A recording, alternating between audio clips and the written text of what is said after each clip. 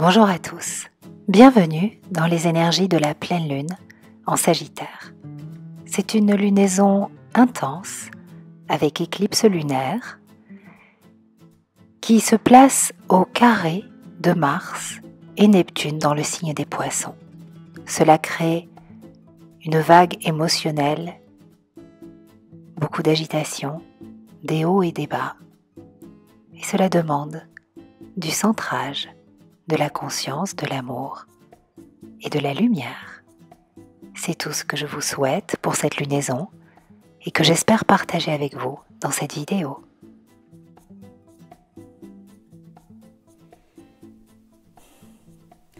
Bonjour à tous, bonjour à toutes, bienvenue sur Astroéthique. Je suis très heureuse de vous accueillir dans cet espace de conscience, de lumière, d'amour, plein de bonnes ondes dédiées aux énergies de la pleine lune.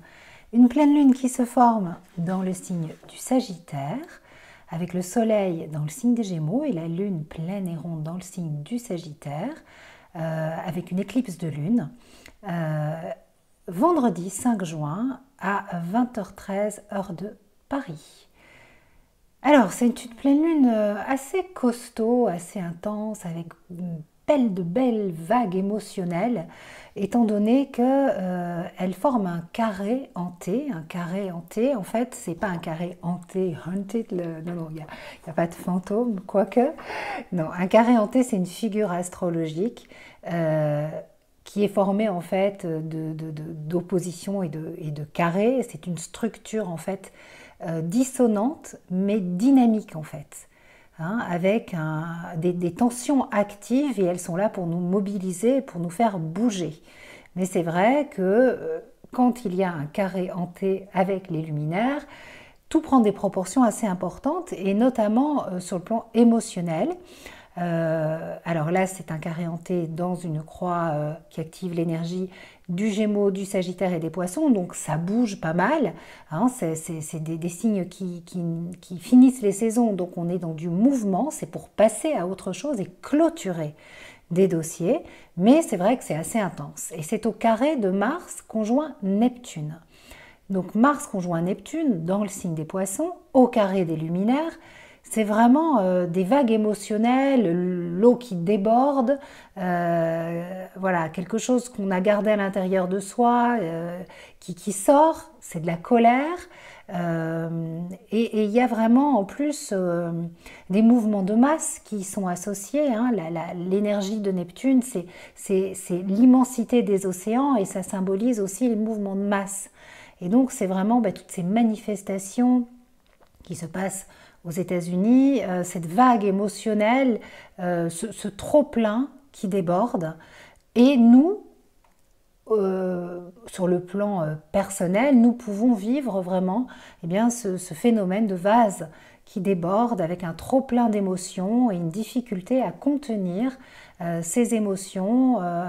Voilà, on est pris en fait au piège de la conjonction Mars-Neptune qui manque de lucidité, de clairvoyance, qui nous emmène vraiment dans une confusion en fait importante au niveau des sentiments et des émotions. Ça, c'est vraiment sur le plan personnel. Et sinon, si on veut analyser ce qui se passe, ce phénomène aux États-Unis avec ces débordements émotionnels, voilà, il y a vraiment en fait ces mouvements de masse, et c'est repris par les médias. Qui sont finalement tout autant à l'origine et à la cause finalement de ces mouvements émotionnels que les effets. Les médias, c'est Neptune, c'est les mouvements de masse, c'est les réseaux sociaux, et on voit bien que ça prend une ampleur importante, et ça prend d'autant plus d'ampleur que nous sommes dans les énergies croissantes de la Lune qui va vers son apogée, l'apogée du cycle. Voilà. C'est le moment où en fait c'est pleine lumière sur ça, et puis ça va petit à petit décroître, et même je dirais, parce que souvent la conjonction Mars-Neptune, c'est quand même les coups d'épée dans l'eau, ça va faire un petit plouf dans l'eau, et on va voir que voilà, il va y avoir un autre phénomène médiatique, autre chose qui va nous entraîner vers d'autres vagues émotionnelles en fait. Et tout ça, en fait, ça nous montre à quel point c'est passager. Et les énergies de cette pleine lune, elles nous invitent vraiment, mais vraiment, au centrage. Cette petite analyse que je vous fais de ce qui se passe sur le plan médiatique, c'est très intéressant parce que maintenant, l'objectif, c'est de le ramener à nous. On n'est pas là pour faire de l'astrosociologie, hein, c'est vraiment, moi j'aime vous parler de cœur à cœur et d'âme à âme. Et voyons finalement dans nos vies, en fait, comment ces lunaisons, elles nous montrent à quel point la vie est faite de haut, de bas, de moments où on est dans des grands inconforts et de moments où on rejoue tous nos scénarios émotionnels, toute notre instabilité, toutes nos failles, nos insécurités.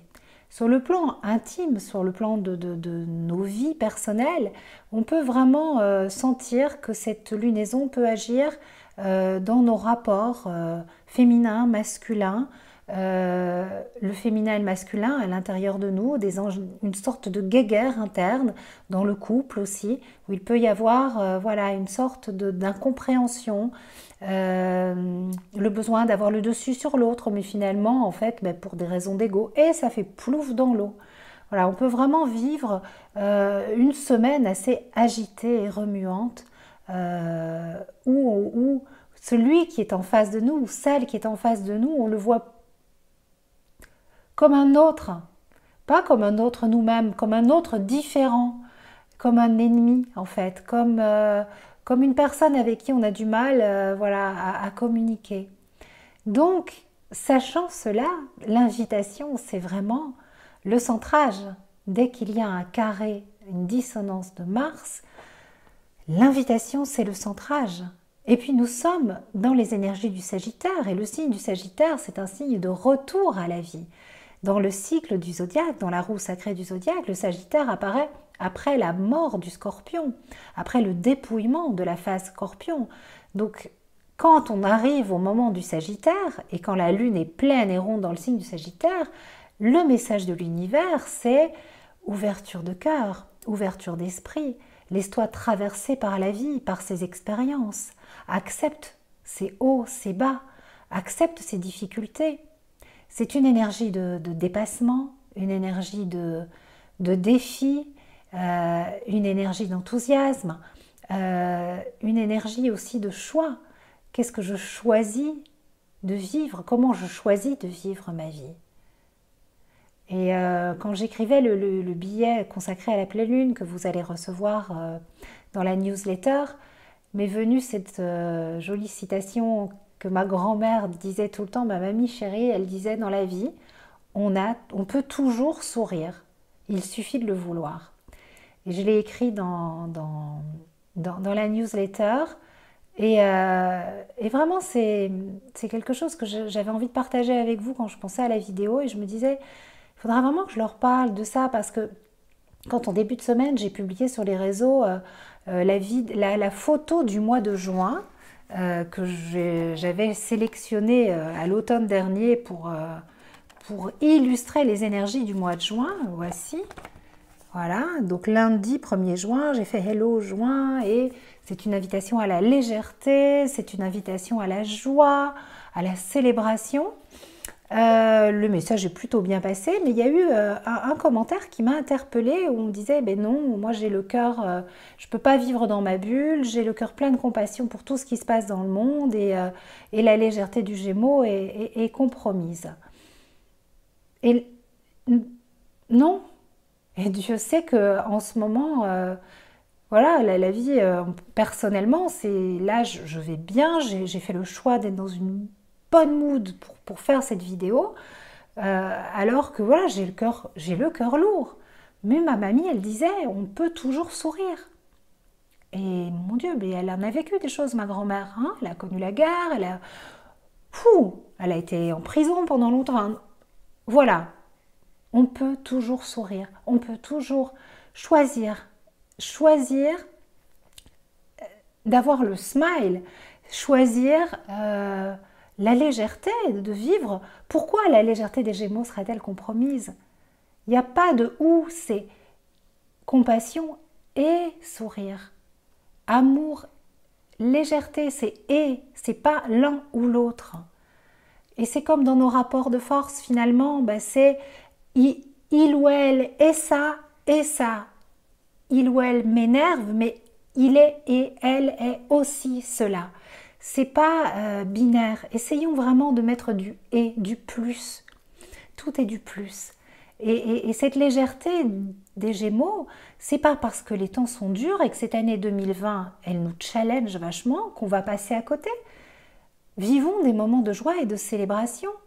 Ma petite maman qui souffre énormément en ce moment, lundi, elle a passé toute la journée entourée d'amis et je peux vous assurer qu'elle elle est Gémeaux, mais elle a connecté la joie de vivre. C'est important. Donc, voilà.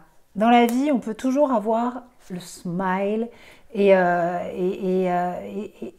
le soleil est en Gémeaux, il vibre dans ce signe et il nous fait traverser l'énergie du Gémeaux en ce moment aussi pour que nous goûtions voilà, cette lumière, cette abondance de rire, quelles que soient les difficultés. On ne peut pas changer ce qui nous arrive, mais on peut toujours choisir la façon dont on accueille ce qui nous arrive et dont on va célébrer la vie. Et l'énergie et l'enseignement du Sagittaire, c'est vraiment les grandes leçons de vie. Hein. Le signe du Sagittaire, c'est un signe qui nous fait accéder à la connaissance avec un grand C et qui nous apporte finalement cette ouverture sur le monde, sur des savoirs, sur des sagesses ancestrales.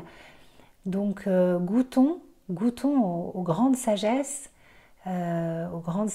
qui nous sont offertes par des livres, par des grands sages, par tous les moyens possibles, et utilisons les réseaux plus pour cela. Et goûtons pleinement les énergies du Sagittaire dans cette dimension de... On se laisse complètement traverser par la vie de façon pleine, savoureuse, en acceptant tous les défis qu'elle nous propose, en allant à la rencontre de notre capacité à nous dépasser, à nous surprendre, à transcender. Voilà, une belle énergie d'aller voir un peu plus loin.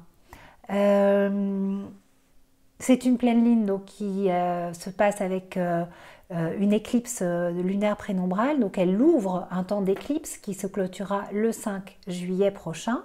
Donc quand il y a des éclipses, les énergies se densifient. On vit des up and down assez intenses, des synchronicités de dingue. Je ne sais pas vous, mais moi en ce moment, je n'arrête pas de voir des heures doubles. Mais ça, c'est depuis le début de l'année. Mais là, c'est encore, voilà, c'est waouh. Donc voilà, il y a pas mal d'électricité dans l'air. Et en fait, pour moi, hein, c'est proche, ça veut dire que les lunes sont proches de l'axe des nœuds. Et l'axe des nœuds, c'est en lien avec notre évolution. Et donc, en fait, c'est un réalignement.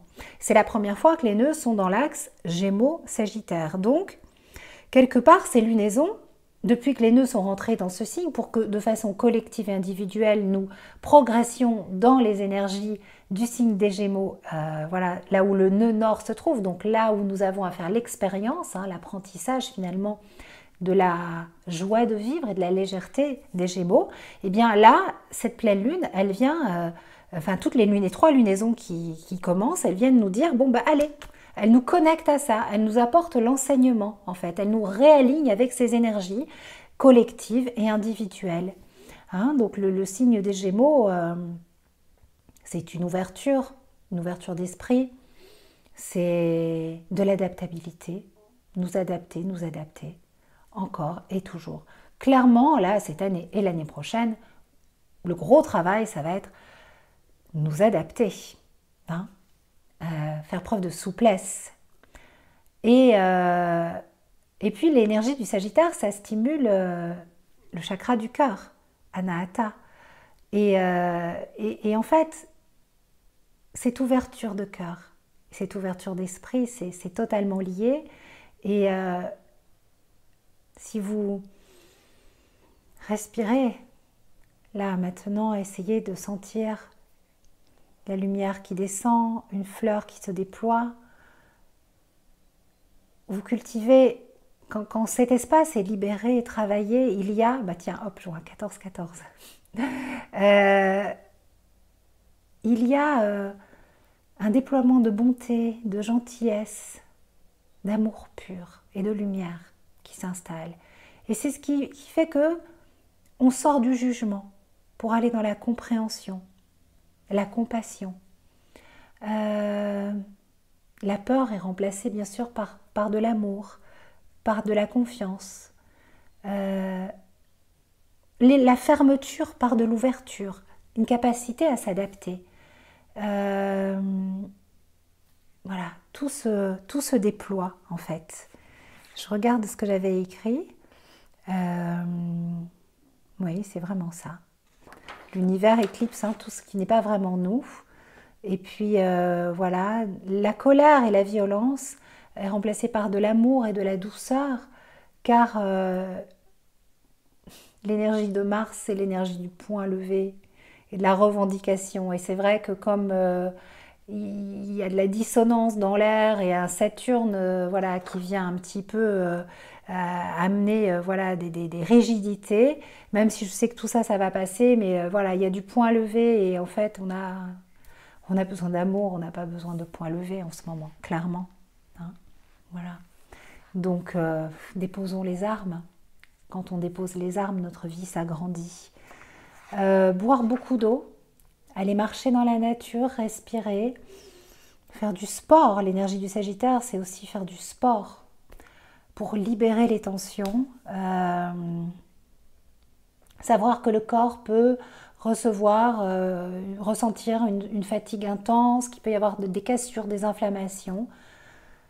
Et tout ça, ça se délie si vous y mettez de la souplesse. Voilà, et bien sûr, regardez, je l'ai pris, smile. Alors je ne sais pas s'il va être dans, voilà, smile. C'est important. Voilà les amis, ce qu'on pouvait dire sur cette pleine lune. Le texte que je vous envoie par écrit, je l'enregistre également en audio, comme ça vous pouvez voilà, ressentir et faire une petite méditation autour de tout ça. Et là, je suis toute excitée, je suis vraiment très heureuse parce que je vais vous présenter le nouveau bébé d'Astroéthique. C'est une co-création. La petite sœur, le petit frère du Moon Journal, c'est le Little Moon Journal. Tadam! Regardez comme il est beau. Voilà, je vous présente sa couve que j'adore avec les magnifiques illustrations d'Amanda, de Wild Amanda.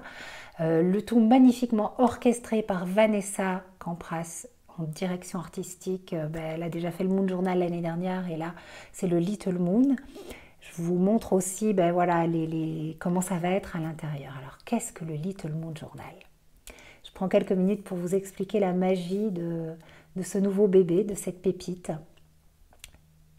Sandra, avec qui je collabore pour la correction de mes textes, et notamment du Moon Journal, a une fille qui s'appelle Charlotte, petite Verseau, très éveillée, et qui lorgnait sur le Moon Journal 2020, et à tel point que sa maman a fini par lui en prendre un, et qu'elle elle le remplit avec beaucoup d'amour. Elle a 10 ans, et un jour, elle m'envoie les photos pour me dire « Regarde, c'est trop beau, c'est trop mignon. » Et je dis « Mais c'est juste incroyable !»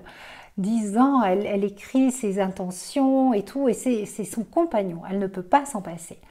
Et je lui dis « Mais ça va, elle comprend, parce que quand même, le vocabulaire astro, des fois et tout. » Elle me dit « Écoute, je lui explique quand elle ne comprend pas un mot. » Mais de là, elle me dit « Ça serait quand même super de faire un Little Moon. » Ah, je dis « Ah non, elle ne me rajoute pas un truc, j'ai pas le temps, c'est pas possible, avec cette année. » Tout ce qui est prévu, je ne pourrais pas. Mais j'en parle à mon amoureux qui me dit « Mais c'est une super idée. » Et ça trotte et ça trotte. Et puis je fais le thème astral de Sandra, puisque voilà, c'était un petit deal que nous avions. Et puis là, je vois le thème, mais d'une poète, d'une femme qui a la magie des mots, mais qui a quelque chose, voilà, qui bien sûr est correctrice, voilà, qui est une amoureuse des mots, mais qui surtout, voilà, est une magicienne, une fée, Et je lui dis, mais c'est bizarre, tu vois, quand même, tu as exploré, tu devrais écrire des livres pour enfants, tu devrais écrire, tu écris des poèmes, des contes. Elle me dit, oh, ma fille adore quand je lui raconte des histoires, elle me dit tout le temps que je devrais, enfin bon, de fil en aiguille, à la fin de la consultation, je lui dis, écoute, tu sais quoi, le Little Moon, on va le faire ensemble. C'était avant le confinement. Je me suis dit que j'étais complètement folle parce qu'à ce moment-là, il n'y avait pas encore le confinement. Je me dis, je ne sais pas quand, comment, mais on y va. Grâce au confinement, on a eu le temps de le peaufiner et voilà. Donc, à qui s'adresse ce Little Moon? Il s'adresse à tous les enfants que nous sommes, à tous les enfants que vous connaissez. C'est un merveilleux cadeau à faire pour les enfants que vous connaissez et qui vont apprendre à suivre cette magie de la lune, ce rythme de la lune, se connecter aux nouvelles lunes, aux pleines lunes, avec beaucoup de poésie. On a fait en sorte que les mots voilà, qu'ils soient poétiques, clairs, accessibles, ludiques, avec des petits défis. J'ai bien sûr, je ne pouvais pas faire ce Little Moon sans inviter Juliette de Mon Moment Magique, et elle propose des rituels, des bulles savoureuses, des bulles magiques. Voilà, c'est pour nos enfants, mais c'est aussi pour l'enfant intérieur qui sommeille en vous. Parce que j'ai plusieurs amis qui ont vu le truc, ils me disent « Ah, mais je le veux pour moi !» Et puis je dis « Ben regarde !» Elle me dit « Ah bah oui, mais en fait ça fonctionne pour moi aussi. » Alors, rassurez-vous, le Moon Journal sera toujours là. Hein, c'est une déclinaison, c'est quelque chose de différent. Voilà, vous avez, en fait, il sera sous un format de cahier. C'est, je pense, une super idée de cadeau à faire ou à se faire. Et actuellement, il est en précommande. On fait une offre de lancement à 10 € au lieu de 12 € sur Astroéthique. Elle est valable jusqu'à la fin du mois de juin. Et les livraisons, il part à l'imprimeur cet été. Et les livraisons débuteront début septembre. Pour le Moon Journal, je vous donnerai des nouvelles pendant l'été et on fonctionnera comme les autres années. Et voilà. Il est aussi en cours de fabrication, mais là on est à fond sur le Little Moon. Voilà, je prépare les deux en parallèle, mais je me concentre énormément sur, voilà, sur ce petit bijou d'amour. Voilà, c'est vraiment un cahier, un confident, un ami, un guide. C'est pour tous les enfants de la Terre. Pour nos neveux, nos nièces, nos petits voisins, les enfants de notre entourage, ceux qu'on a envie d'accompagner sur le chemin de la vie, mais aussi pour notre enfant intérieur, pour la femme et l'homme lunaire que nous sommes, que vous êtes, qui parle à l'univers, qui aime se confier aux étoiles ou qui a la tête dans les étoiles. Et voilà, c'est une superbe co-création avec Sandra Guérin, Juliette Sozac, Amanda de Wild Amanda, Vanessa Campras et Miss Charlotte qui a relu, qui nous a inspiré ce journal et qui en a validé le contenu. Voilà, donc c'est un nouveau compagnon de voyage dont je suis particulièrement fière, mais c'est au-delà de fière. Vous savez, là, toute cette période de confinement, j'étais en joie de le créer. Et puis à partir du 29 avril, quand mon beau-père est rentré à l'hôpital, ça a été vraiment très très dur. Vous avez senti mon émotion la dernière fois. Je vous remercie pour vos innombrables messages. Mais à chaque fois qu'avec Sandra, on se branchait ensemble pour travailler, pour co-créer le contenu de ce Little Moon, je retrouvais une énergie de vie magnifique. Et donc je trouve ça plutôt beau de pouvoir vous le présenter juste au moment où je vous parle de l'énergie de vie qui est présente dans cette lunaison en Sagittaire. Je vous embrasse bien fort.